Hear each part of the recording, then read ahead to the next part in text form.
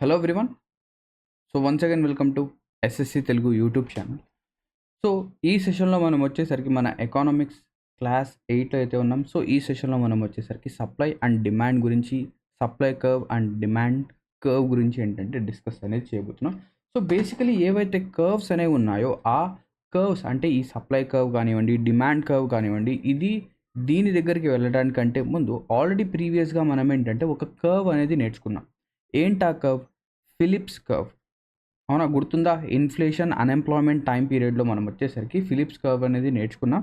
So first of all దాని గురించి discuss చేద్దాం. సో దానికంటే ముందు ఏదైతే ఈ పీడిఎఫ్ అనేది ఉందో ఇది ఎక్కడి నుంచి డౌన్లోడ్ చేసుకోవాలో మీకు బాగా తెలుసు. ఓకే, అండ్ దాంతోపాటు సెషన్ అయిపోయిన తర్వాత మా యొక్క పీడిఎఫ్ అనేది ఎస్ఎస్సి తెలుగు అఫీషియల్ టెలిగ్రామ్ ఛానల్లో అప్లోడ్ అయితే చేస్తాం.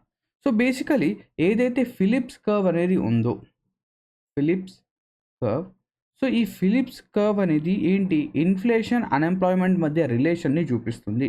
అంటే ఎలాగైతే ఇన్ఫ్లేషన్ అనేది తగ్గుతూ వెళ్తుందో అన్ఎంప్లాయ్మెంట్ అనేది పెరుగుతూ వెళ్తుంది. సో ఇన్ఫ్లేషన్ అనేది తగ్గుతూ ఇలా గనక వెళ్తే అన్ఎంప్లాయ్మెంట్ అనేది పెరుగుతూ వెళ్తుంది. అంటే మనం ఏం చెప్పొచ్చు? ఏదైతే ఇన్ఫ్లేషన్ అనేది ఉందో అది అన్ఎంప్లాయ్మెంట్కి ఆపోజిట్గా వర్క్ అనేది అవుతుంది. ఆపోజిట్గా ఏమవుతుంది? వర్క్ అనేది అవుతుంది. క్లియరా? ఇన్ఫ్లేషన్ ఉండడం మనకేంటంటే మంచిదే కొంతవరకు. ఓకేనా, కొంతవరకు మాత్రమే. దీని తర్వాత మనకు ఇంకొక కర్వ్ అనేది కూడా ఉంటుంది. దాన్ని మనం లాఫర్స్ కర్వ్ అంటాం. లాఫర్స్ కర్వ్. ఓకేనా, లాఫర్స్ కర్వ్. సో ఈ లాఫర్స్ కర్వ్ అనేది ఎలా ఉంటుందంటే, లేదా ఈ లాఫర్స్ కర్వ్ అనేది దేన్ని చూపిస్తుందంటే ట్యాక్స్ రేట్కి అండ్ ట్యాక్స్ కలెక్షన్కి మధ్య రిలేషన్ని చూపిస్తుంది. సో ఇక్కడ వచ్చేసరికి ట్యాక్స్ యొక్క రేట్ అనేది మనం తీసుకుందాం. ఇక్కడ వచ్చేసరికి ట్యాక్స్ కలెక్షన్ని మనం ఇక్కడ తీసుకుందాం. ఓకేనా, సో ట్యాక్స్ రేట్కి ట్యాక్స్ కలెక్షన్కి మధ్య రిలేషన్. సో ఎలా ఉంటుందంటే ఈ రిలేషన్ లేదా ఈ కర్వ్ అనేది ఎలా ఉంటుందంటే బేసికలీ చూడండి, ఫస్ట్ ఆఫ్ ఆల్ మనం ట్యాక్స్ రేట్ అనేది కొంచెం పెంచామనుకోండి, ట్యాక్స్ కలెక్షన్ అనేది కూడా పెరుగుతుంది. అవునా, ట్యాక్స్ రేట్ అనేది మనం ఎలాగైతే పెంచుతూ వెళ్తామో కలెక్షన్ అనేది కూడా పెరుగుతూ వెళ్తుంది. కానీ అట్ సమ్ పాయింట్ ఏమవుతుందంటే అది తగ్గిపోవడం, ఇలా తగ్గడం అనేది స్టార్ట్ అవుతుంది. దీనికి అర్థం ఏంటి అంటే ఎవరైతే ట్యాక్స్ ఇస్తున్నారో, అంటే గవర్నమెంట్‌కి ట్యాక్స్ అనేది పే చేస్తున్నారో వాళ్ళు ఒక సర్టెన్ పాయింట్ వరకే దాన్ని ఏంటంటే ఇవ్వగలరన్నమాట. సో ఎగ్జాంపుల్ ద్వారా దీన్ని మనం తెలుసుకుందాం. లెట్ అస్ సపోజ్ ఏదో ఒక ప్రోడక్ట్ అనేది ఉంది. ఒక ప్రోడక్ట్ అనేది ఉంది. దానిపైన మనకేంటంటే జీఎస్టీ అనేది ఆబ్వియస్లీ ఉంటుంది. లెట్ అస్ సపోజ్ ఆ జీఎస్టీ అనేది 5% ఉండేది. సో 5% జీఎస్టీ అనేది అన్నిటికంటే చాలా తక్కువ కాబట్టి అప్పుడు ట్యాక్స్ కలెక్షన్ అనేది బాగానే వచ్చేది. నెక్స్ట్ ఇదే 5% జీఎస్టీ అనేది ఏమైంది? 18% జీఎస్టీగా మారింది. ఓకేనా, 18% జీఎస్టీగా మారింది. Okay, no problem. 5 నుంచి 18 అయింది కదా, ఇది నెసెసిటీ గూడ్. ఏదైతే ఇక్కడ ఎవరైతే బిజినెస్ చేస్తున్నారో, ఎవరైతే జీఎస్టీ అనేది పే చేస్తున్నారో 18% కదా, నో ప్రాబ్లమ్ కడదాంలే అనుకుంటారు. దాని తర్వాత 18 నుంచి ఎంత అయింది? 30 అయింది. ఓకే, కొంచెం ఇబ్బందిగా ఉంది, అయినా కూడా పర్లేదు కడదాం. 30 నుంచి 50 అయింది. సో ఇక్కడ నుంచి ఏంటంటే డౌట్ అనేది స్టార్ట్ అయింది. అంటే మనం ఏదైతే సంపాదిస్తున్నామో లేదా ఏదైతే మనం ప్రొడ్యూస్ చేస్తున్నామో అందులో 50% గవర్నమెంట్‌కి ఇచ్చేస్తే మాకెంత మిగులుతుంది? అలా కాకుండా మీరు 60% ఇక్కడ మీరేంటంటే ఒక 60% లేదా 80% గనక మీరు ఏంటి ట్యాక్స్ రేట్ కనుక పెడితే ఏమవుతుంది? ఆబ్వియస్లీ ఇక్కడ నుంచి ఎవరైతే బిజినెస్ చేస్తున్నారో వాడు డౌట్ చేయడం స్టార్ట్ చేస్తాడు. ఎందుకు నేను బిజినెస్ అనేది చేయాలి? ఎందుకు నేను సంపాదించిన దాంట్లో 50-80% గవర్నమెంట్‌కి ఇవ్వాలి? దానికంటే మేలు బిజినెస్ చేయకుండా లేదా ఇల్లీగల్ బిజినెస్ చేసి ఈ ట్యాక్స్ మొత్తం ఆపేద్దాం అని చెప్పేసి అనుకుంటాడు కదా. సో దాన్నే ఈ లాఫర్స్ కర్వ్ అనేది రిప్రజెంట్ చేస్తుంది. ఇది వచ్చేసరికి ఎలా ఉంటుందంటే బెల్ షేప్‌లో ఉంటుంది. ఇది బెల్ షేప్‌లో ఉంటుంది. సో బెల్ షేప్డ్ కర్వ్ అన్నమాట. అర్థమైందా? నెక్స్ట్ ఇప్పుడు డిమాండ్, సప్లై గురించి తెలుసుకుందాం. డిమాండ్ అంటే ఆల్రెడీ మనకు తెలుసు. బేసికలీ ఏదో ఒక ప్రోడక్ట్‌ని అడగడం అన్నమాట. ఓకేనా? ప్రోడక్ట్‌ని అడగడం. సో, ఇప్పుడు మనం లెట్ సపోజ్ మీరొక 20 ఇయర్స్, 22 ఇయర్స్ ఓల్డ్. మీకు ఏం రిక్వైర్మెంట్స్ ఉంటాయి? మీ డిమాండ్స్ అనేవి ఏంటి? మీకొక మొబైల్ ఫోన్ కావాలి. అబ్బాయిలైతే ఒక బైక్ కావాలి. అమ్మాయిలైతే ఒక స్కూటీ అనేది కావాలి. సో, ఇవన్నీ ఏంటి? ఇవన్నీ డిమాండ్స్ అది. నెక్స్ట్ ఏదైతే ఈ డిమాండ్ అనేది ఉందో ఇదొచ్చేసరికి మన ఎకనామిక్స్‌లో 3 కేటగరీస్ ద్వారా దీన్ని మనం ఏంటంటే ఒక ప్రోడక్ట్ డిమాండ్ అనేది ఉందా? లేదా? అని చెప్పేసి లేదా మీరు డిమాండ్ చేయడానికి అర్హులా? కాదా? అని చెప్పేసి మనం తెలుసుకున్నాం. ఫస్ట్ ఆఫ్ ఆల్ డిమాండ్‌కి అర్థం ఏంటి అంటే లేదా డిమాండ్ క్రియేట్ అవుతోంది అంటే దానివల్ల ఆ ప్రోడక్ట్ వల్ల మనకు సాటిస్ఫాక్షన్ కావాలి. లేదా యుటిలిటీ అనేది రావాలి. ఏం రావాలి? యుటిలిటీ అనేది మనకు రావాలి. అవునా? నెక్స్ట్ దాని తర్వాత మన అఫోర్డబిలిటీ అనేది కూడా ఉండాలి. లెట్ అస్ సపోజ్ ఒక పర్సన్ ఉన్నాడు. వాళ్ళ ఫ్యామిలీలో వాళ్ళ ఫాదర్ వచ్చేసరికి మంత్లీ ఒక 30,000 మాత్రమే సంపాదిస్తారు. ఎంత సంపాదిస్తారు? 30,000 సంపాదిస్తారు. ఓకేనా? 30,000 సంపాదిస్తారు. వీళ్ళ అబ్బాయి ఏమో ఇంటర్మీడియేటో, డిగ్రీలో ఉన్నాడు. సో, వీడొచ్చేసరికి 1,30,000 ఓకేనా? 1.3 లాక్స్ ఏదైతే మన ఐఫోన్ 17 ప్రో మ్యాక్స్ వస్తుందో అది కావాలని చెప్పేసి వాడు ఆశిస్తే ఓకేనా? వాడు అనుకుంటున్నాడు. నేనిది కొనుక్కోవాలని చెప్పేసి. వీడికేంటంటే అది తీసుకుంటే వాడికి సాటిస్ఫాక్షన్ ఉంటుంది. తీసుకుంటే వాడికేంటి సాటిస్ఫాక్షన్ ఉంటుంది. కానీ వాడు అఫోర్డ్ అనేది చేయగలరా? వాళ్ళ డ్యాడీ, వాళ్ళ ఫాదర్ అఫోర్డ్ చేయగలరా? లేదు. సో, దీన్ని మనం డిమాండ్ ద్వారా కేటగరైజ్ చేస్తాం. So, first of all satisfaction లేదా దాని యొక్క యుటిలిటీ అనేది ఉండాలి. అంటే వాడు దాన్ని యూజ్ చేయాలి. దాని తర్వాత దాన్ని అఫోర్డ్ చేయగలగాలి. And eagerness to buy something. అంటే ఇప్పుడు 1,50,000 యొక్క మొబైల్ ఫోన్ అనేది కొనాలంటే ఎంథూసియాజం ఉండాలి. ఈగర్‌నెస్ ఉండాలి. అదే విధంగా ఇది కూడా ఉంటుంది. ఓకేనా? సో, దీన్ని మనం డిమాండ్‌లో ఈ 3 కేటగరీస్ ద్వారా ఒక ప్రోడక్ట్‌కి డిమాండ్ అనేది మనం యుటిలైజ్ చేస్తాం. Next marginal utility. Marginal utility definition అనేది చూడండి. The additional satisfaction or benefit that a consumer derived from buying an additional unit of the commodity or service. ఓకేనా? Commodity of service. సో, ఇప్పుడు basically మనం దీన్ని ఎలా అర్థం చేసుకోగలం? ఒక సింపుల్ ఎగ్జాంపుల్ ఇస్తాను. లెట్ అస్ సే ఇప్పుడు సమ్మర్ అనేది నడుస్తుంది. ఏం నడుస్తోంది? సమ్మర్ అనేది నడుస్తోంది. నేనేం చేశానంటే ఒక షాప్ అనేది పెట్టాను. ఓకేనా? ఏం పెట్టాను? ఒక షాప్ పెట్టాను. ఏంటది? Cool drink shop. ఏంటి? Cool drink shop. So, side business అన్నమాట. నాకు కొన్ని చాలా సైడ్ బిజినెస్ ఉంటాయి. అప్పుడప్పుడు నేను లక్స్ సోప్ ఉంటుంది కదా! అది అమ్ముతాను. కొన్ని సార్లు ఏంటంటే కూల్ డ్రింక్స్ అనేవి అమ్ముతాను. ఇప్పుడు నేను ఇంటికాడ సమ్మర్ సీజన్ కాబట్టి కూల్ డ్రింక్స్ అనేవి సెల్ చేస్తున్నాను. సో, మీరేం చేస్తారు? నా షాప్ దగ్గరకొచ్చి ఒక నింబూ పానీ అంటే ఏదైతే లైమ్ జ్యూస్ అనేది ఉంటుందో అవునా? నిమ్మకాయ జ్యూస్. ఆ నిమ్మకాయ జ్యూస్ అనేది నిమ్మకాయ సోడా అనేది ఒకటి తీసుకున్నారు. ఏం తీసుకున్నారు? ఒక సోడా తీసుకున్నారు. మీరేంటంటే బాగా సమ్మర్‌లో వేడిలో బాగా తిరిగి ఏంటంటే ఆ సోడా అనేది తాగారు. సో, ఎప్పుడైతే మీరు ఈ సోడా అనేది తాగారో మీకు ఎంత సాటిస్ఫాక్షన్ వచ్చింది? 100% సాటిస్ఫాక్షన్ వచ్చింది. ఎందుకు? మీరు దాహంగా ఉన్నారు. మీ బాడీలో సాల్ట్ అంతా తగ్గిపోయింది. మీకు 100% సాటిస్ఫాక్షన్ వచ్చింది. నెక్స్ట్ ఇంకొక ప్రోడక్ట్ తీసుకున్నారు. సేమ్ అదే లైమ్ సోడా ఇంకొకటి తీసుకున్నారు. ఇప్పుడు సెకండ్ ప్రోడక్ట్‌కి మీకు అంతే సాటిస్ఫాక్షన్ వస్తుందా? సెకండ్ జ్యూస్ తాగుతున్నారు మీరు దానికి అంతే సాటిస్ఫాక్షన్‌గా ఫీల్ అవుతున్నారా? లేదు. ఇక్కడ మనకు ఎటువంటి అడిషనల్ సాటిస్ఫాక్షన్ రావడం లేదు. ఇక్కడ ఏమవుతుంది?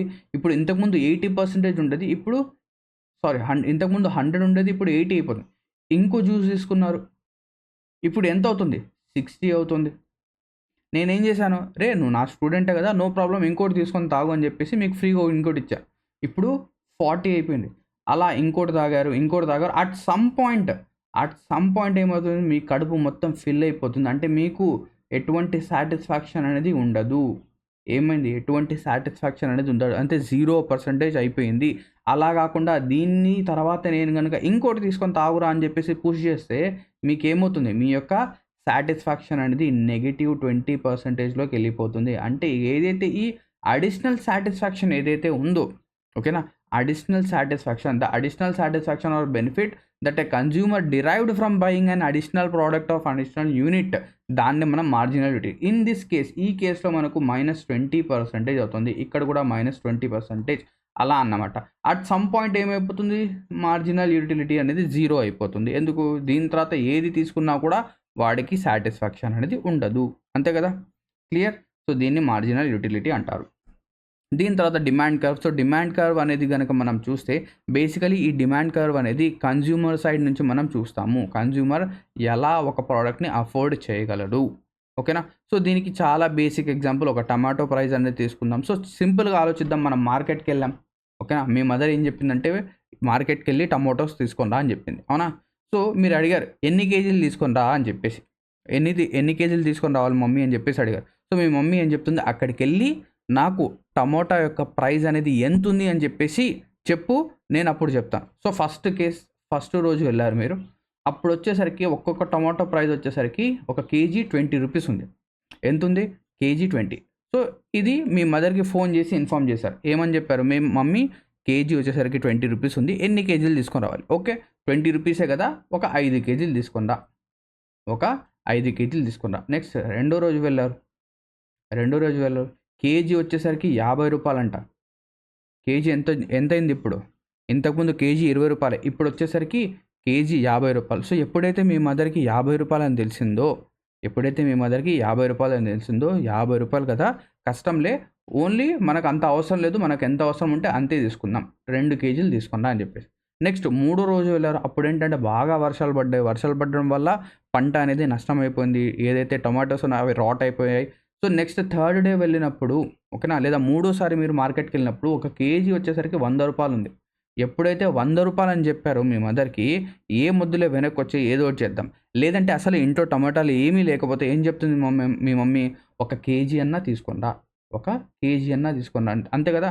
సో దీన్నే మనం ఏం చేసామంటే ఒక ప్లాట్లో, ఒక డయాగ్రామ్లో, ఒక గ్రాఫ్లో రిప్రజెంట్ చేసాం. సో 5 కేజీస్ ఉంటే 20 రూపాయలు, 20 రూపాయలు ఉంటే 5 కేజీస్, 50 రూపాయలు ఉంటే 2 కేజీలు, 100 రూపాయలు ఉంటే 1 కేజీ. సో దీన్నే మనం ప్లాట్లో ఇలా చేసాం. సో ఇది కనుక మీరు చూస్తే ఇది గ్రాఫ్ అనేది ఎలా ఉంది, ఇలా నెగెటివ్ స్లోపింగ్లో ఉంది. సో డిమాండ్ కర్వ్ అనేది ఎప్పుడు కూడా నెగెటివ్ స్లోపింగ్లో ఉంటుంది. ఇది ఏం చూపిస్తుంది, ఈ నెగెటివ్ స్లోపింగ్ అనేది relationship between price and demand. Price పెరిగే కొద్దీ, ఓకేనా, ప్రైస్ పెరిగే కొద్దీ డిమాండ్ అనేది ఏమవుతుంది, తగ్గుతుంది. ప్రైస్ అనేది పెరిగే కొద్దీ డిమాండ్ అనేది తగ్గుతుంది. అదే ప్రైస్ తగ్గితే, ప్రైస్ 100 రూపాయల నుంచి 20 రూపాయలు అయితే 5 కేజీలు ఇంకా ఇప్పుడు చూడండి, సడన్గా 100 రూపీస్ ఉన్న టమాటో 20 రూపీస్కి వచ్చేసింది, లేదా 10 రూపీస్కి వచ్చేస్తే మనం ఏం చేస్తాము, మనకు అవసరానికంటే ఎక్కువ తెచ్చి ఇంట్లో పెట్టుకుంటాం, అవునా. ప్రైస్ తగ్గే కొద్దీ డిమాండ్ అనేది పెరుగుతుంది. సో దీన్నే మనం ఏమంటాం, డిమాండ్ కర్వ్ అంటాం. సో ఈ డిమాండ్ కర్వ్ అనేది రైట్ సైడ్కి లెఫ్ట్ సైడ్కి కూడా మూవ్ అవుతుంది. సో రైట్ సైడ్కి లెఫ్ట్ సైడ్కి ఎప్పుడు మూవ్ అవుతుంది, ఎప్పుడైతే ప్రైసెస్ అనేవి చేంజ్ అవుతాయో, ఓకేనా. ప్రైసెస్ అనేవి చేంజ్ కాదు, ఇక్కడ వేరియస్ ఫ్యాక్టర్స్, ఇక్కడ చూడండి, ఇక్కడ ఏదైతే మనం చెప్తున్నాం కదా, ఈ ప్రైస్, ఈ కేజీస్ అనేవి మనం వేరియస్ ఏవైతే ఫ్యాక్టర్స్ ఉన్నాయో అవి కాన్స్టెంట్గా ఉన్నప్పుడు మనం చెప్తున్నాం, ఓకేనా. అవన్నీ కాన్స్టెంట్గా ఉన్నప్పుడు, ప్రైస్ డిమాండ్ ఒకటే అక్కడ ఏంటంటే ప్లే అనేవి అవుతున్నప్పుడు, అవి రెండు మాత్రమే ఉన్నప్పుడు ఇది జరుగుతుంది. అలా కాకుండా మనకు ఇంకా వేరియస్ ఫ్యాక్టర్స్ ఉంటాయి. లెట్ అస్ సపోజ్ ఇప్పుడు ఏమైందంటే టొమాటో ప్రైస్ అనేది 100 రూపీస్ అయింది, కానీ సడన్గా ఏమైందంటే మీ ఫాదర్కి కానివ్వండి, మీ మదర్కి కానివ్వండి, మీ మదర్ గారు ఎక్కడైతే డబ్బులు దాచిపెట్టుకుంటారో, ఒక పోపు డబ్బాలలో డబ్బులు దాచిపెట్టుకుంటారు కదా, ఆ డబ్బుల్లో ఏమైందంటే ఒక 20,000 డబ్బులు అనేది దొరికింది మీ మమ్మీకి. ఏం చేస్తుంది, 100 రూపాయలు ఉన్న పర్లేదు లేదా, ఒక 3 కేజీలు తీసుకున్నా, లేకపోతే 5 కేజీలు తీసుకున్నా అని చెప్పేసి ఒక కాన్ఫిడెన్స్. ఇక్కడ ఏమైంది, ఏదైతే శాలరీ అనేది ఉందో, సో శాలరీ అనేది పెరిగినప్పుడు ఆటోమేటిక్గా మన డిమాండ్ అనేది కూడా ఏమవుతుంది, పెరుగుతుంది. అది ప్రైస్ పెరగడం తగ్గడం ఎఫెక్ట్ చేయదన్నమాట. సో ఇటువంటి ఇర్రాషనల్ థింగ్స్ అనేవి లేదు ఇక్కడ, ఓన్లీ ప్రైస్ డిమాండ్. ఒకవేళ ఇలా శాలరీ అనేది పెరగడం వల్ల లేదా శాలరీ అనేది తగ్గడం వల్ల ఏమవుతుంది, మన డిమాండ్ కర్వ్ అనేది రైట్ సైడ్కి లెఫ్ట్ సైడ్కి షిఫ్ట్ అవుతుంది. రైట్ సైడ్కి కనుక షిఫ్ట్ అయితే దాన్ని మనం అవుట్వర్డ్ అంటాం. మన డిమాండ్ కర్వ్ అనేది రైట్కి షిఫ్ట్ అయితే అవుట్వర్డ్ షిఫ్ట్ అంటాం. అదే లెఫ్ట్కి షిఫ్ట్ అయితే ఇన్వర్డ్ షిఫ్ట్ అంటాం. ఏమవుతుంది, inward shift, right out, left వచ్చేసరికి ఇన్వర్డ్. క్లియర్. నెక్స్ట్ దీని తర్వాత సప్లై కర్వ్ చూద్దాం. సప్లై కర్వ్ వచ్చేసరికి ప్రొడ్యూసర్ సైడ్ నుంచి వస్తుంది. సో ఇప్పుడు చూడండి, ఒక టొమాటో, ఇక్కడ కూడా మనం టొమాటోనే తీసుకుందాం, ఓకేనా. ఇక్కడ కూడా మనం ఏం చేద్దాం, టొమాటోనే తీసుకుందాం. సో ఇప్పుడు ఒక ఫార్మర్ ఉన్నాడు, ఎవరున్నారు, ఒక ఫార్మర్, అవునా. సో ఈయన ఏంటంటే ఒక టొమాటో పంట ఉంది ఈయనకు. సో ఈయన చూశాడు, ఒకటో రోజు అంటే డే 1 1 కేజీ టమాటాకి 20 రూపాయలు, 1 కేజీ టమాటాకి 20 రూపాయలు అనేవి వస్తున్నాయి, అవునా. 1 కేజీ టమాటాకి 20 రూపాయలు వస్తున్నాయి. నెక్స్ట్ రెండో రోజు 1 కేజీ టమాటాకి 50 రూపాయలు వస్తున్నాయి. అంటే ఏమవుతుంది, ఇక్కడ ప్రైస్ అనేది కొంచెంగా పెరుగుతుంది. ప్రైస్ అనేది ఏమవుతుంది, సో ఆలోచించండి మీరు. ఇప్పుడు బేసికలీ మార్కెట్లో ఏంటంటే ఒక ఫస్ట్ డే 1 టమోటా ప్రైస్ వచ్చేసరికి 10 రూపాయలు ఉంది. ఇప్పుడు ఏం చేస్తాడు? సో, నార్మల్‌గా ఆ ఫార్మర్ దగ్గర ఎంతుంటే అంత అమ్మేస్తాడు. నెక్స్ట్ రెండో రోజు ప్రైస్ అనేది రూ. 10 నుంచి రూ. 40 అయింది. రూ. 10 నుంచి రూ. 40 అయింది. సో, ఇంతకుముందు వీడి దగ్గర వీడు 10 కేజీలు అమ్మితే ఇప్పుడు ఎంత అమ్ముతాడు? ఆ ఫార్మర్ దగ్గర ఎంతైతే ప్రొడక్ట్ ఉందో అది మొత్తం అమ్మడానికి ట్రై చేస్తాడు. లేదా దానికంటే ఎక్కువ అమ్మడానికి ట్రై చేస్తాడు. ఎందుకు? ఇప్పుడు రేట్ అనేది పెరిగింది కాబట్టి వీడు ప్రాఫిట్‌లో ఉంటాడు. సో, ఇక్కడ 50 కేజీలు అమ్మడానికి ట్రై చేస్తాడు. అదే మూడో రోజు ప్రైస్ అనేది అమాంతంగా రూ. 100 కేజీ టమాటాలు రూ. 100 అని చెప్పేసి పెరిగితే ఏం చేస్తాడు? ఇంకా ఎంతుంటే అంత టమాటాలు అసలు పచ్చిగా ఉన్నా, అవి గ్రీన్‌గా ఉన్నా, టమాటాల్లో పురుగులున్నా ఏమైనా గూడా అది మొత్తం అమ్మేయడానికి ట్రై చేస్తాడు. సో, ఇక్కడ ఏమవుతుందంటే ప్రైస్ పెరిగే కొద్దీ సప్లై కూడా పెంచడం జరుగుతుంది. ప్రైస్ పెరిగే కొద్దీ సప్లై కూడా పెంచడం జరుగుతుంది. సో, ఒక రూ. 20 ఉన్నప్పుడు 1 కేజీ అమ్మాడు. రూ. 50 ఉన్నప్పుడు 2 కేజీలు అమ్మాడు. రూ. 100 ఉన్నప్పుడు 5 కేజీలు, 10 కేజీలు, 20 కేజీలు ఇలా అమ్మడం జరిగింది. సో, ఇటువంటి టైప్ ఆఫ్ కర్వ్ దీన్నే మనం ప్లాట్ గనక చేస్తే మనకేంటంటే ఇటువంటి టైప్ ఆఫ్ కర్వ్ అనేది వస్తుంది. సో, దీన్నే మనం పాజిటివ్ స్లోపింగ్ కర్వ్ అంటాం. సో, పైకి ఇలా వెళ్తుంటే పాజిటివ్, కిందికి ఇలా వస్తుంటే negative. So, positive sloping curve అనేది మనకు సప్లైలో ఉంటుంది. డిమాండ్‌లో వచ్చేసరికి మనకు నెగెటివ్‌లో ఉంటుంది. కానీ డిమాండ్ కర్వ్, సప్లై కర్వ్ రెండూ కూడా మనం ఎప్పుడైతే రెండిటిని మెర్జ్ చేస్తామో మనకి ఏమవుతుంది? సో, బేసికల్లీ చూడండి మార్కెట్‌లో ఇటువంటి సినారియో ఉండదు. ఇటువంటి సినారియో అనేది కూడా ఉండదు. ఓకేనా? రూ. 10కి 10 కేజీలు అలా అమ్మడం అనేది జరగదు. అలా అని చెప్పేసి రూ. 100కి కేజీ రూ. 100 అని చెప్పేసి మనకు దొరకదు. మనకేంటంటే ఒక రీజనబుల్ ప్రైస్‌లో దొరుకుతాయి. ఆ రీజనబుల్ ప్రైస్ అనేది మనకు ఎప్పుడొస్తుంది? ఎప్పుడైతే ఈ సప్లై కర్వ్‌ని, డిమాండ్ కర్వ్‌ని రెండిటిని మనం మెర్జ్ చేస్తామో మనకేంటంటే ఒక ఈక్విలిబ్రియం ప్రైస్ అనేది వస్తది. ఏంటా ఈక్విలిబ్రియం ప్రైస్? సప్లయర్‌కి అండ్ ఎవరైతే డిమాండ్ చేస్తున్నారో అంటే కన్జ్యూమర్‌కి ఇద్దరికీ ప్రాఫిట్ అయ్యే ప్రైస్ అన్నమాట. సో, అదే ఈక్విలిబ్రియం ప్రైస్. సో, ఈ ఈక్విలిబ్రియం ప్రైస్ అనేది ఇక్కడ ఉంటుందన్నమాట. ఒకటి చూడండి. సో, ఇక్కడ చూడండి. ఇక్కడ మనం ఏం చేస్తాం ఫస్ట్ ఆఫ్ ఆల్ ఇక్కడ డౌన్‌వర్డ్ స్లోపింగ్ ఉంది. సో, ఇదొచ్చేసరికి ఏంటి డిమాండ్ కర్వ్. ఇక్కడ ఏంటిది? ఇది సప్లై కర్వ్. సో, ఇవి 2 కూడా ఏమవుతున్నాయి చూడండి ఇక్కడ. ఇలా గనక ఉంటే ఒక పాయింట్ దగ్గర supply curve, demand curve meet అవుతున్నాయి. దీన్నే మనం పాయింట్ ఆఫ్ ఈక్విలిబ్రియం అంటాం. ఏవైతే థింగ్స్ ఉన్నాయో ఇవన్నీ కూడా ఈక్విలిబ్రియంలో ఉంటాయి. So, equilibrium shifts if any of the other factor shift. అంటే ఈక్విలిబ్రియం కూడా ఏమవుతుంది? షిఫ్ట్ అవుతుంది. ఎలాగా? ఒకవేళ సప్లై కర్వ్ అనేది రైట్‌కో, లెఫ్ట్‌కో షిఫ్ట్ అయితే ఏమవుతుంది? మనకు పాయింట్ ఆఫ్ ఈక్విలిబ్రియం అనేది కొంచెం పైకో, కొంచెం కిందికో వెళ్ళడం జరుగుతుంది. డిమాండ్ అనేది రైట్, లెఫ్ట్ షిఫ్ట్ అయినా కూడా పాయింట్ ఆఫ్ ఈక్విలిబ్రియం అనేది చేంజ్ అవుతుంది. అర్థమైందా? క్లియర్? నెక్స్ట్ దీని తర్వాత వీటికి ఏవైతే ఈ డిమాండ్ కర్వ్ ఉందో, సప్లై కర్వ్ ఉందో వీటికి ఏంటంటే కొన్ని ఎక్సెప్షన్స్ ఉంటాయన్నమాట. ఎక్సెప్షన్స్ మనకేంటంటే 2 ఎక్సెప్షన్స్ ఉంటాయి. Supply, demand. సో, సప్లై లేదా డిమాండ్ కర్వ్ ఏం చెప్తుంది? ప్రైస్ పెరిగే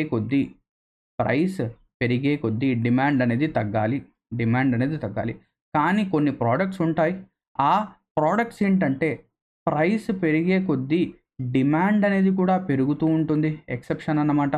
అలా కాకుండా ప్రైస్ పెరిగినా కూడా డిమాండ్ అనేది స్టేబుల్‌గా ఉంటుంది. వీటినే మనం ఎక్సెప్షన్స్ అంటాము.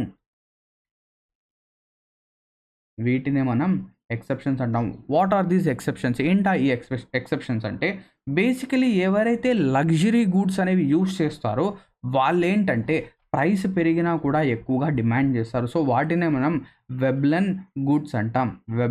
సో, ఏవైతే లగ్జరీ గూడ్స్ ఉన్నాయో ఎగ్జాంపుల్‌గా మీరు ఐఫోన్ తీసుకోండి, మర్సిడీస్ బెంజ్ తీసుకోండి, ఆడీ తీసుకోండి, దీని తర్వాత రోల్స్ రాయ్స్ తీసుకోండి. ఈ కార్స్ అన్నీ కూడా ఏంటంటే స్టేటస్ సింబల్ అన్నమాట. స్టేటస్‌కి సింబల్. ఇది ఎంత రేట్ అనేది పెరిగితే ఓకేనా? ఎంత rate let suppose Rolls Royce అనేది రూ. 1,00,00,000కి ఒక కార్ లేదా 2,00,00,000కి ఒక కార్ అనేది లాంచ్ చేసింది. అది చాలా మంది కొన్నారు. ఇప్పుడు సడెన్‌గా రోల్స్ రాయ్స్ ఏం చేసిందంటే ఒక 50,00,00,000కి ఒక కార్ అనేది లాంచ్ చేసింది. సో, అప్పుడు ఏం చేస్తారు? ఈవెన్ దో ప్రైస్ అనేది చాలా ఎక్కువగా ఉన్నా కూడా దాన్ని డిమాండ్ చేసే వాళ్ళు ఉంటారు. ఎందుకు? వాళ్ళు ఆ స్టేటస్ సింబల్‌ని కోరుకుంటున్నారు కాబట్టి. సో, దీన్నే మనం ఏమంటాం? లగ్జరీ గూడ్స్ అంటాం. ఈ డిమాండ్ ఫర్ లగ్జరీ గూడ్స్ లేదా ఈ వెబ్లెన్ గూడ్స్‌కి డిమాండ్ అనేది పర్ఫెక్ట్‌లీ ఇనెలాస్టిక్‌గా ఉంటుంది. అంటే ప్రైస్ వల్ల దీనిపైన ఎటువంటి ఎఫెక్ట్ అనేది ఉండదు. ప్రైస్ పెరిగినా, తగ్గినా కూడా ఇదేమవుతుంది? ప్రైస్ అనేది పెరిగినా, తగ్గినా కూడా ఇది స్టడీగా ఉంటుంది. డిమాండ్ అనేది మనకు స్టడీగా ఉంటుంది. దీన్ని మనం గ్రాఫ్‌లో గనుక రిప్రజెంట్ చేస్తే ఈ వెబ్లెన్ గూడ్స్‌ని మనం గ్రాఫ్‌లో గనుక రిప్రజెంట్ చేస్తే ఇటుపక్క ప్రైస్ అనేది ఉంది. ఇటుపక్క డిమాండ్ అనేది ఉంది. సో, ఇన్‌ఎలాస్టిక్ అనేది ఎలా ఉంటుందంటే ప్రైస్ పెరిగినా కూడా డిమాండ్ అనేది ఒకే చోట ఉంటుంది. సో మీరు ప్రైస్ అనేది ఎంతైనా పెంచుకుంటూ వెళ్ళండి, డిమాండ్ ఓకేనా. సో మన ఇండియాలో లెటర్ సపోజ్ టాప్ 1% ఉన్నారు. వాళ్ళు టాప్ 1% వాళ్ళ దగ్గర లక్షల కోట్లు ఉంటాయి. వాళ్ళకు ప్రైస్ పెరిగినా తగ్గినా ఎటువంటి ఇది ఉండదు. వాళ్ళు ప్రైస్ పెరిగినా కొంటారు, తగ్గినా కొంటారు. సో డిమాండ్ అనేది ఒకే చోట ఉంది. డిమాండ్ అనేది చేంజ్ కాలేదు. లెటర్ సపోజ్ ఇది 1, ఇది 2, ఇది 3, ఇది 4, ఇది 5. సో 5000 మెంబర్స్ ఉన్నారు. ఆ 5000 మెంబర్స్ అదే అడుగుతున్నారు. ప్రైస్ పెరిగినా కూడా అంతే అడుగుతున్నారు, లేదా 5 కార్స్ అనేది అడుగుతున్నారు. ఓకేనా. నెక్స్ట్ గిఫ్ అండ్ గుడ్స్ అంటే ఈ లగ్జరీ గుడ్స్కి క్వైట్ ఆపోజిట్. ఏవైతే చాలా నెసెసిటీ గుడ్స్ ఉంటాయో, ఎసెన్షియల్ ప్రోడక్ట్స్ ఏవైతే ఉంటాయో ఆ ఎసెన్షియల్ ప్రోడక్ట్స్ అన్ని గిఫ్ అండ్ గుడ్స్లో వస్తాయి. సో ఎగ్జాంపుల్ కనుక తీసుకుంటే మనం వీట్ తీసుకుందాం, లేదా రైస్ తీసుకుందాం. సో ఎప్పుడైనా కానివ్వండి వీటికి మనం చపాతీ అయితే ఖచ్చితంగా నైట్ పూట ఖచ్చితంగా ఒక చపాతీ అయితే తింటాం. ఒకవేళ ఏదైతే వీట్ యొక్క ప్రైస్ అనేది ఉందో అది 40 రూపీస్ నుంచి 70కి, లేదా 70 నుంచి 100కి అయినా కూడా మనం ఏం చేస్తాం, ఎంతో కొంత తీసుకొని వచ్చి తింటూ ఉంటాం. సో ఇవి non luxurious goods, so exceptions అనమాట. సో ఈ గిఫ్ట్ అండ్ గుడ్స్లో ప్రైస్ పెరిగినా కూడా డిమాండ్ అనేది స్టేబుల్గా ఉంటుంది. ఇక్కడ కూడా ప్రైస్ అనేది పెరిగినా కూడా డిమాండ్ కూడా స్టేబుల్గా ఉంటుంది. సో ఈ రెండింటికి గ్రాఫ్ అనేది ఇలా ఉంటుంది. ఓకేనా. దీని తర్వాత ప్రైస్ ఎలాస్టిసిటీ. సో ఇంతకుముందు ఏదైతే మనం గ్రాఫ్ ఇక్కడ డ్రా చేసామో ఆ గ్రాఫ్ అనేది మనకు డిఫరెంట్ టైప్స్ ఆఫ్ ఎలాస్టిసిటీని చూపిస్తుంది. సో ప్రైస్ ఎలాస్టిసిటీ అనేది మనం ఎలా మెజర్ చేస్తామంటే changes in price usually negatively affect the change in demand. అంటే ప్రైస్ పెరిగే కొద్దీ డిమాండ్ అనేది తగ్గుతుంది. ఇది ఆల్రెడీ మనకు తెలుసు. దాన్ని మనం పర్సంటేజ్ వైజ్గా ఎలాస్టిసిటీ ఇన్ డిమాండ్గా డివైడ్ ఇది చేస్తామంటాం అన్నమాట. So percentage change in demand divided by percentage change in ప్రైస్నే మనం ఎలాస్టిసిటీ ఆఫ్ డిమాండ్ అంటాం. సో ఎలాస్టిసిటీ ఆఫ్ డిమాండ్ అంటే డిమాండ్ ఉంది కాబట్టి పైన డిమాండ్ ఉండాలి, కింద ప్రైస్ అనేది ఉండాలి. సో న్యూమరేటర్లో డిమాండ్, కింద వచ్చేసరికి ప్రైస్. సో ఇక్కడ చూడండి relatively elastic demand. So relatively elastic demand అంటే ఏంటి, ఇక్కడ రిలేటివ్లీ ఎలాస్టిక్ డిమాండ్ అంటే సో ఇక్కడ ప్రైస్ డిఫరెన్స్ ఎంతైతే ఉందో దానికంటే ఎక్కువ మనకు డిమాండ్లో డిఫరెన్స్ అనేది ఉంటుంది. సో ప్రైస్లో డిఫరెన్స్ చూడండి, ప్రైస్లో పర్సంటేజ్ వైజ్గా డిఫరెన్స్ చూడండి, అండ్ డిమాండ్లో పర్సంటేజ్ వైజ్గా డిఫరెన్స్ చూడండి. ఇప్పుడు ఏమైంది, ప్రైస్ అనేది P1 నుంచి P2కి అయింది. ఏమైంది, P1 నుంచి P2కి, లేదా P2 నుంచి P1కి పెరిగింది. ప్రైస్ అనేది P2 నుంచి P1కి పెరిగింది. డిమాండ్ అనేది ఏమైంది, Q1 నుంచి Q2కి తగ్గింది, ఇలా తగ్గింది. సో ప్రైస్ పెరిగినప్పుడు డిమాండ్ అనేది ఆటోమేటిక్గా తగ్గుతుంది. కానీ ఇక్కడ పర్సంటేజ్ అనేది డిమాండ్ చేంజ్ అనేది ఎక్కువగా ఉంది, ప్రైస్ అనేది తక్కువ ఉంది. సో దీన్నే మనం రిలేటివ్లీ ఎలాస్టిక్ డిమాండ్ అంటాం. Relatively elastic demand. అలా కాకుండా పర్ఫెక్ట్లీ ఇన్ఎలాస్టిక్ డిమాండ్ కూడా ఉంటుంది మనకు. చూడండి, పర్ఫెక్ట్లీ ఎలాస్టిక్ డిమాండ్, ఇన్ఎలాస్టిక్ చూసాం ఇంతకుముందు. సో ఇది ఇన్ఎలాస్టిక్ అంటే ఏంటి, ఎటువంటి చేంజ్ ఉండదు. ఎలాస్టిక్ అంటే చేంజ్ ఉంటుంది, ఇన్ఎలాస్టిక్ అంటే చేంజ్ ఉండదు. సో ఇక్కడ చూడండి perfectly elastic demand. So demand అనేది చేంజ్ అవుతూ ఉంటుంది. సో ఇక్కడ చూడండి పర్ఫెక్ట్లీ ఎలాస్టిక్ అంటే ఇలా ఒక హారిజాంటల్ లైన్ అనేది ఉంటుంది, ఇలా ఒక హారిజాంటల్ లైన్. సో ఇక్కడ ED అంటే ఎలాస్టిసిటీ ఆఫ్ డిమాండ్ అనేది ఇన్ఫైనైట్ ఉంటుంది. సో ఇది వచ్చేసరికి negligible, zero change in price causes major change in demand or infinity. So ఇక్కడ చూడండి, ఇక్కడ ప్రైస్ అనేది అలాగే ఉంది. సో ప్రైస్ లెటర్ సపోజ్ ఇక్కడ ఉంది, ఇక్కడ నుంచి కొంచెం అలా పెరిగితే ఇక్కడ ఏమైంది, డిమాండ్ అనేది సడన్గా చేంజ్ అయిపోయింది. సో డిమాండ్ అనేది 0 నుంచి 1, 1 నుంచి 2, 2 నుంచి 3, 3 నుంచి 4, 4 నుంచి అండ్ సో ఆన్ ఇన్ఫైనైట్ వరకు వెళ్తుంది. So elasticity of demand is infinite. ఇటువంటి సిచ్యువేషన్స్ అనేవి జరగవు, బట్ మనకేంటంటే ఎక్కువ రిలేటివ్లీ ఎలాస్టిక్ డిమాండ్ లేదా relatively inelastic demand. So elastic demand అంటే ప్రైస్ డిఫరెన్స్ అనేది మనకు తక్కువ ఉంది, డిమాండ్ యొక్క డిఫరెన్స్ అనేది ఎక్కువగా ఉంది. అలాగే ఇన్ఎలాస్టిక్ అంటే ప్రైస్ యొక్క డిఫరెన్స్ అనేది ఇక్కడ చూడండి relatively inelastic demand. So price యొక్క డిఫరెన్స్ అనేది ఎక్కువగా ఉంటుంది, డిమాండ్ యొక్క డిఫరెన్స్ అనేది తక్కువగా ఉంటుంది. Change in prices causes relatively less change in quantity demanded. So demand అనేది తక్కువగా ఉంటుంది, ఇది వచ్చేసరికి ఎక్కువగా ఉంటుంది. సో దీన్నే మనం ఈ elasticity of demand is less than 1. ఇక్కడ ఇంతకుముందు elasticity of demand is greater than 1. ఓకేనా. ఇప్పుడు perfectly inelastic. So perfectly inelastic అనేది మనం ఆల్రెడీ చూసాం. వెబ్ అండ్ గుడ్స్ ఏవైతే ఉన్నాయో లేదా గిఫ్ అండ్ గుడ్స్ ఏవైతే ఉన్నాయో వాటి దగ్గర ఎటువంటి చేంజ్ అనేది ఉంటుంది. సో అందుకే డిమాండ్ అనేది జీరోగా ఉంది. అంటే జీరో అంటే ఎటువంటి చేంజ్ లేదు. అర్థమైందా, క్లియర్.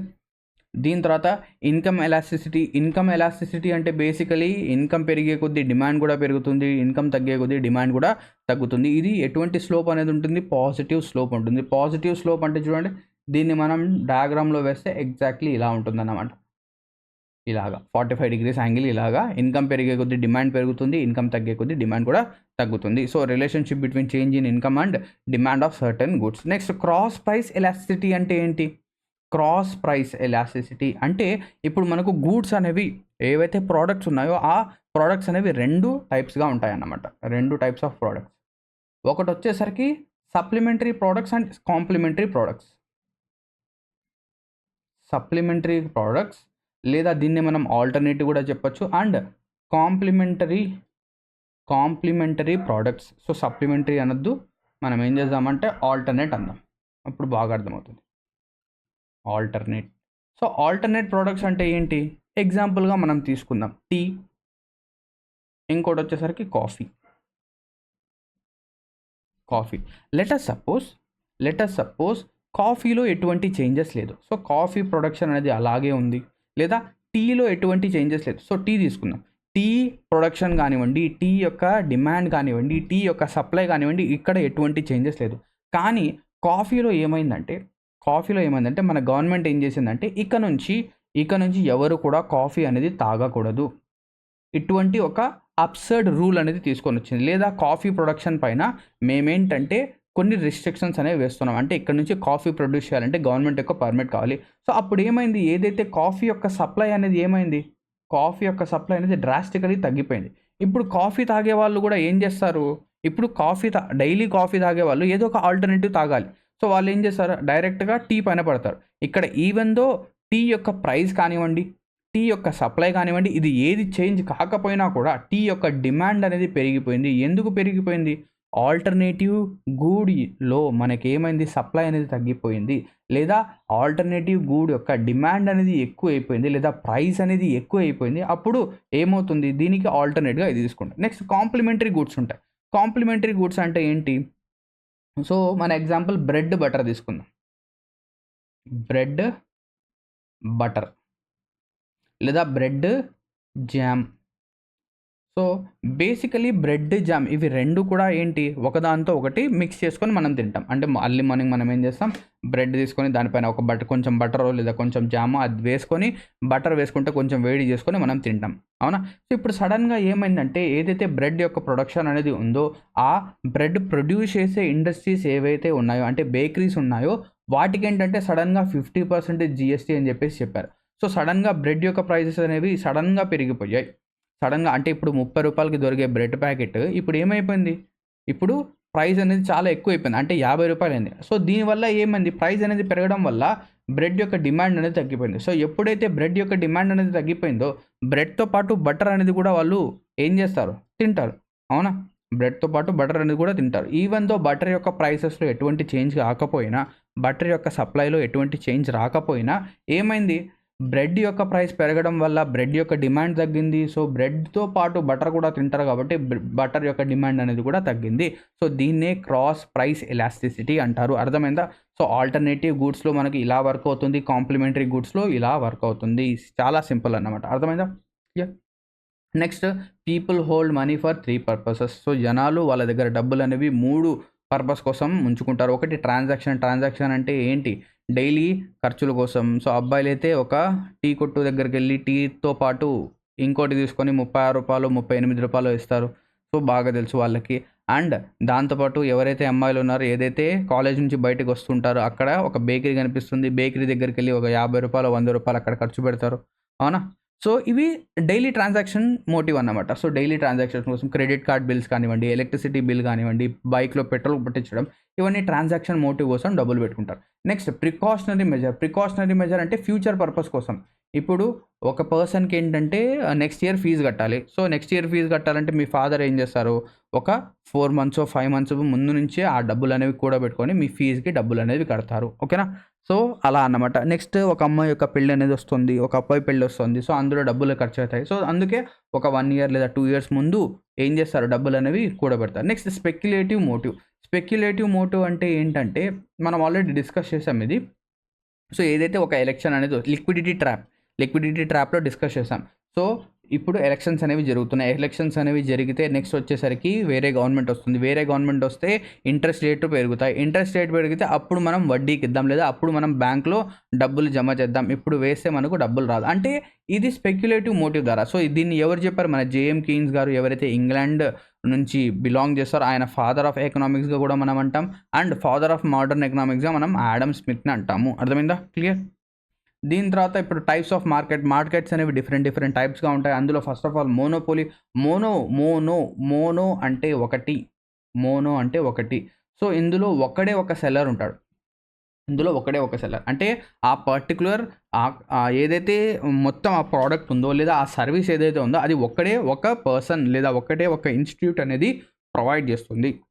ప్యూర్ మోనోపలీ అనేది చాలా రేర్గా కనిపిస్తుంది. ఇందులో మనకు ఎంట్రీ ఎవరైనా వేరే కాంపిటీటర్ ఇందులో రావాలి అంటే బ్యారియర్ అనేది ఉంటుంది. సో ఎవరంటే వాళ్ళు రాలేరు.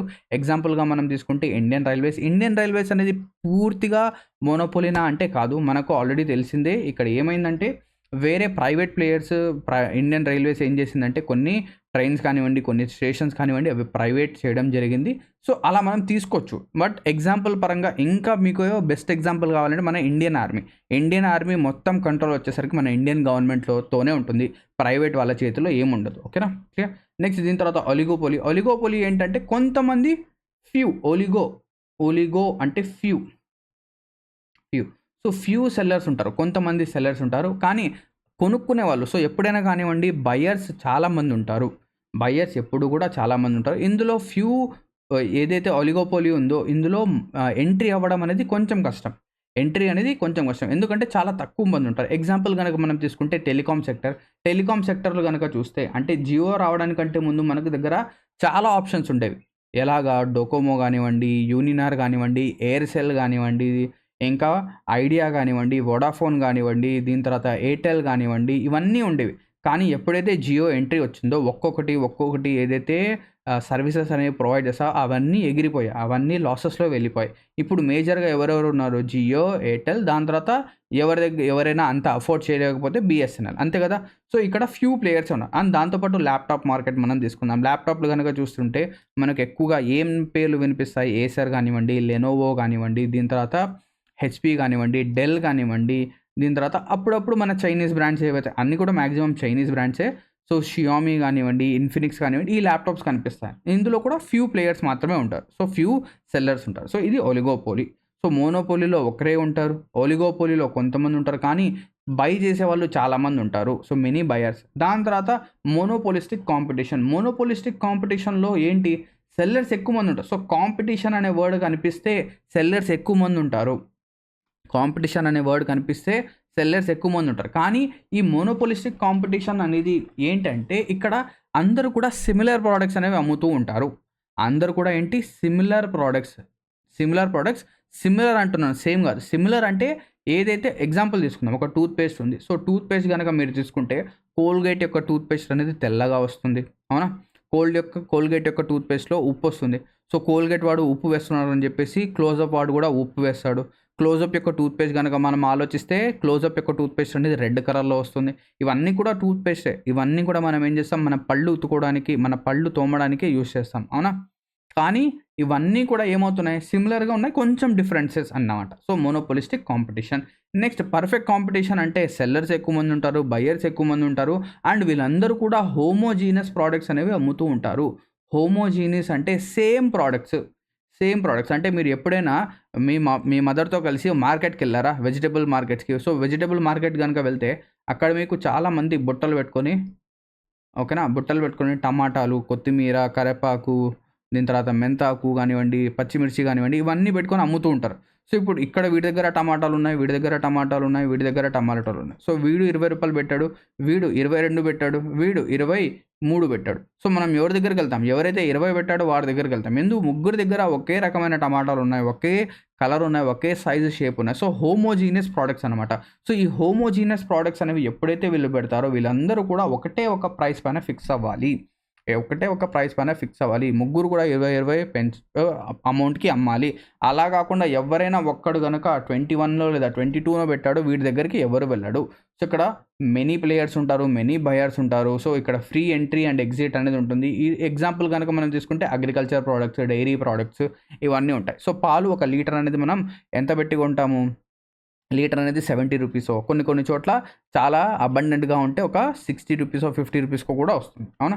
సో, మంచి ఒక చిక్కటి పాలు కావాలంటే 70 రూపీస్ కావాల్సింది. ఓకే. సో, ఇలా మనకు టైప్స్ ఆఫ్ మార్కెట్స్ అనేవి ఉంటాయి. ఇక్కడితో మన ఏదైతే సెషన్ అనేది ఉందో అది కంప్లీట్ అవుతుంది. ఐ హోప్ దట్ మీరు ఈ సెషన్ ద్వారా బాగా నేర్చుకొని ఉంటారు. ఏదైతే different types of demand, supply అనేది ఉందో, డిఫరెంట్ టైప్స్ ఆఫ్ మార్కెట్ ఉందో అది బాగా నేర్చుకొని ఉంటారు అనుకుంటున్నాను. నెక్స్ట్ వీడియోలో మనం కలుద్దాం. నెక్స్ట్ వీడియో వచ్చేసరికి మనం ఏదైతే 5 ఇయర్ ప్లాన్ అనేది ఉందో దానిపైన డిస్కస్ చేద్దాం. సో, 5 ఇయర్ ప్లాన్ గురించి నేను ఆల్రెడీ ఒక వీడియో అనేది అప్లోడ్ చేశాను. సో, ఆ వీడియో అనేది ప్లేలిస్ట్‌లో మీరు చెక్ చేయొచ్చు. సో, ప్లేలిస్ట్ అనేది మీకు ఇక్కడ డిస్ప్లే అవుతుంది. సో, అక్కడ నేను అప్లోడ్ చేస్తాను. అక్కడ నుంచి మీరు చూడొచ్చు. ఓకేనా? సో, ఇక్కడితో ఈ వీడియో ఎండ్ అవుతుంది. Thank you very much. Have a lovely day ahead.